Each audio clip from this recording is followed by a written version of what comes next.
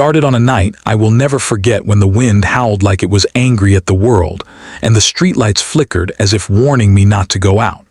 I had just moved into a small apartment on the edge of town, a place that felt abandoned before I even unpacked the boxes. The neighbors were scarce, only an old man across the hall who never spoke and a young couple who kept to themselves. I thought that was normal at first, peaceful even. But it did not take long to realize the building itself was alive in ways I could not understand. The first night I heard footsteps above me. Not light steps like someone walking carefully, but heavy dragging steps like someone carrying something large and wet. I knocked on the ceiling thinking it was the upstairs neighbor, but the next morning the apartment above mine had been vacant for months. No one lived there. I tried to shrug it off as imagination or stress from moving. But then I heard the whispers. Soft at first like the wind brushing against the walls, but distinctly voices calling my name and warning me to stay inside, to never leave the apartment. I told myself it was the building settling or the heating system, but deep down I knew it was something else, something aware. By the third night the noises became louder. I could hear things moving inside the walls, crawling, running, packing. At times it sounded like furniture being dragged across the floor when I was alone. When I turned on the lights, the sounds would stop, but I began noticing shadows that did not match anything in the room. One shadow would linger even when I moved past it. I would look over and it would stretch along the wall, following me exactly the way a reflection would in water, but it was not mine. I tried ignoring it. I tried sleeping during the day, staying in bed all hours to convince myself I was safe. But no matter what I did, I could hear whispers inside my head now. Not the kind you ignore. These whispered threats, promises, and laughter that belonged to something that knew me intimately. It was patient. It knew fear worked best slowly. I could feel eyes on me in every mirror. Sometimes I caught glimpses of a face behind the glass, a face that looked like mine, twisted and elongated, as if it had been pulled through some dark mirror into something unnatural. One night I woke up to my door creaking open by itself. I sat up paralyzed as a shadow emerged from the darkness. It did not walk, it slid across the floor without bending knees, without raising feet, and when it reached the corner of my room it stopped and just waited. I could feel its attention on me. Its eyes I could not see felt like needles boring into my skull. I wanted to scream, but no sound would come out. I covered my face and prayed it would leave, but when I finally opened my eyes it was closer, just standing there observing, not moving but pressing forward as if it was growing inside the room. Days turned into nights and nights into endless moments of terror. I stopped answering calls from my neighbors. I stopped going outside. I could feel it in the air, the way the temperature shifted around me, and the smell that came before anything else, a rotting, wet scent like something had died just beyond the walls. Every night I could hear tapping, scratching, as if someone or something was digging into the apartment from the inside. Sometimes I would see footprints appear on the floor, leading to places I had not walked. Wet, muddy footprints that vanished when I got close. I became obsessed with recording everything. My phone camera captured nothing unusual during the day, but at night on the footage, shadows twisted in corners, moving impossible ways. Whispering sounds caught by the microphone made no sense when played back, and sometimes I could see my own movements delayed, like I was being watched through time, not space. My reflection no longer moved the way I did. It lagged behind by seconds, showing my own motions with slight but horrifying differences. The turning point came when I found the first note, written on a scrap of paper tucked under my pillow. It was in my handwriting, but the letters were shaky, jagged, and the ink looked old. It said simply, "You should never have come alone." I tore it up thinking it was a prank, but the next morning another appeared on my nightstand in exactly the same handwriting. That night I tried leaving. I ran down the stairwell thinking the front door would lead me outside, but the exit had changed. The walls were longer than I remembered, the stairs twisted and rose instead of leading down. I was trapped. I could hear the whispers following me from behind the walls, around the corners. Every doorway I tried opened into the same apartment. My own apartment, the place I had been trying to escape from. I do not know how long I wandered that night. Hours or days, it did not matter because time bent differently inside that building. Eventually, I collapsed in the living room, my head hitting the floor. When I opened my eyes, I thought I was alone, but then I saw it. A figure sitting in the dark corner of the room, not moving yet looking directly at me. Its body was humanoid, but the arms were too long, the legs bent backward at angles no human should have. The skin stretched too thin over the bones, as though the entire figure had been ripped apart and reassembled wrong. And then it whispered directly into my mind. "You belong here now." I tried to run, but my legs would not obey. The door slammed shut, and the room filled with shadows as if the walls themselves were alive. I could feel tendrils of darkness creeping across my skin, cold and heavy and alive. It did not hurt physically, but it filled me with the deepest fear I have ever known. And just as I thought I would be consumed by it, something inside me snapped and I screamed. The scream was not mine entirely. It carried a strange resonance, like the building had screamed with me. The shadows recoiled for a moment, but then the whispering returned. Louder this time, louder and stronger, and I realized the truth. The building did not just want me trapped, it wanted me afraid. It thrived on fear. Every heartbeat, every gasp of terror fed it and made it stronger. I do not know if I can leave. I do not know if anyone could ever enter this building and survive. But I am writing this now because I cannot stop myself. I have to warn others. The building waits. It watches. It listens.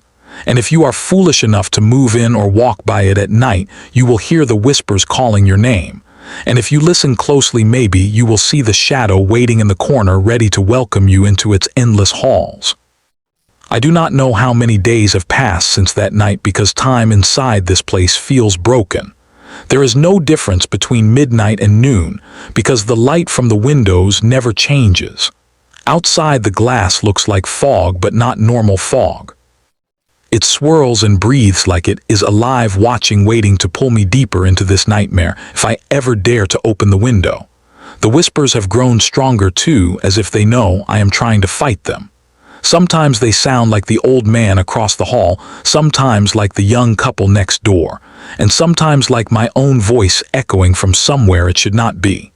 They tell me to look at the corner where the shadow waits. They tell me to answer the tapping at my door.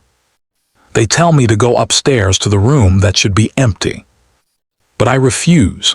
I try not to listen. I keep the lights on even though the bulbs flicker and buzz like they are struggling to survive against the darkness pressing in from every wall. I barely sleep because every time I close my eyes, I feel fingers brushing against my face like something crawling up from beneath the bed. And when I finally do fall asleep, I wake up somewhere else in the apartment. Sometimes in the kitchen with the oven door open. Sometimes standing in the bathroom, staring into the mirror at a reflection that is too close, too wrong, too eager to take my place. Yesterday, or maybe today, I discovered something new. A door I had never noticed before. It was in the hallway between the bedroom and the living room, a narrow wooden door buried under peeling wallpaper like someone had desperately tried to hide it. The smell coming from beneath it was unbearable, like wet soil mixed with old blood. The moment I touched the doorknob, I heard scratching from the other side. Not slow scratching, frantic scratching like something trapped behind it begging to be let out. The whispers became screams, forcing their way into my skull, shouting, "Do not open it, do not open it." I ran from the hallway and slammed my bedroom door, but the scratching still echoed in my mind long after I tried to block it out. I thought maybe I could communicate with someone outside, maybe if I called for help someone would hear me. So I grabbed my phone and dialed the police. I could hear ringing, but no one answered. Instead, a voice picked up after the third tone. It was my voice. It whispered, "I already told you, you belong here." I dropped the phone and kicked it away as if that would silence whatever thing was pretending to be me. When I picked it up again, the screen showed a recording of me asleep. But the angle was from above, like something had been standing over me watching, as I slept, breathing, as I breathed, studying how to replace me. I smashed the phone, but it started ringing again, screen cracked and useless yet still glowing. I did not answer. I could not answer. because I knew if I heard that voice again, I would lose control and let this place own me completely. The worst part is the silence. When the whispers go quiet and the shadows pause, it is worse than the noise because it means they are planning something. They are waiting for the moment I finally give in, waiting for the moment I accept the darkness crawling beneath the surface of this building. I keep thinking about the upstairs apartment, the one that was supposed to be empty. Why do I still hear footsteps up there every night? Heavy dragging footsteps like someone is being pulled across the floor. I hear thuds. I hear muffled crying. And then I hear doors slamming when I know no one should be living up there. I tried to ignore it until tonight. Tonight something changed. The footsteps moved down the stairs, slowly, deliberately, step by step, like someone or something was learning how to walk again. I sat on the couch hugging my knees, listening to each creaking sound. When they stopped outside my door, I could feel my pulse explode inside my head. The knob turned slowly as if testing to see if it was locked. I held my breath, praying that it would stay shut. But then came a knock, a soft, gentle knock. The kind you might expect from a friend arriving to visit, and I heard the voice of the old man across the hall. "Let me in, please, I need help." For a moment I thought maybe it was real. Maybe he was trapped like me. Maybe he needed someone to unlock the door and save him. But before I stood up, I remembered something. The old man had been dead for over a week. I saw the paramedics take his body away in a black bag while I watched through the peephole. His apartment was empty. No one lived there anymore. So I stayed still, completely silent. The voice at the door began to change. The tone shifted, bending, breaking, tearing at the edges, like something was wearing his voice like a mask but could not hide the rotting truth underneath. The knocking grew louder until it became pounding, shaking the walls, making the air vibrate with rage. And then it stopped. The footsteps retreated up the stairs, dragging something heavy behind them that thumped against each step. Something struggling, something alive. Something that could not scream anymore. I wanted to cry. I wanted to run. But there is nowhere left to go. This apartment is a trap that loops in on itself. Every exit leads right back here. Every window looks out into nothing. Every hallway folds into the same nightmare again and again.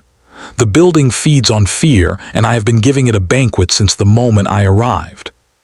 Minutes ago, I started hearing scratching again, but this time not from the hidden door in the hallway. This time it is coming from inside the walls behind my bed. Scratching and breathing, and a slow scraping sound like fingernails dragging through plaster. I can see a bulge appearing on the wall as if something behind it is pushing outward.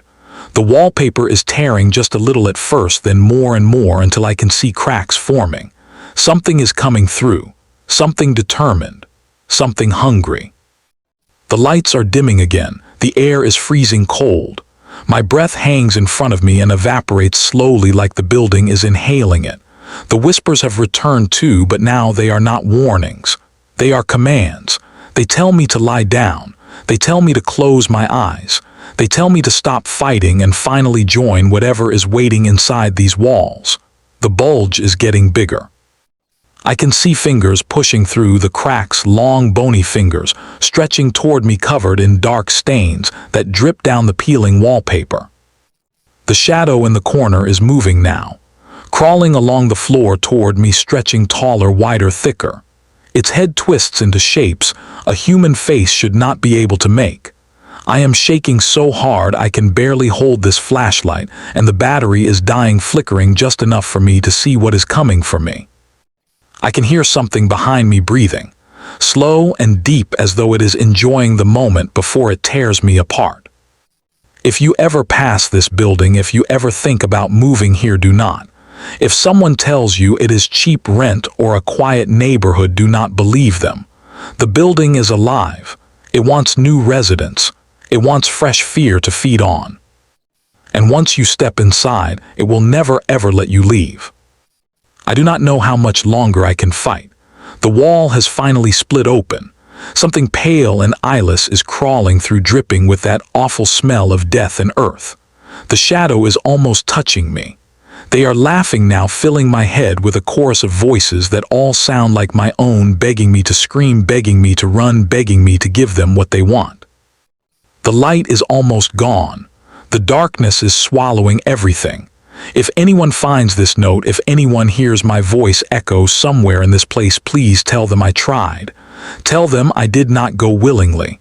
Tell them the building took me. Because now it is right behind me, and there is nothing left to do but let the blackness take me.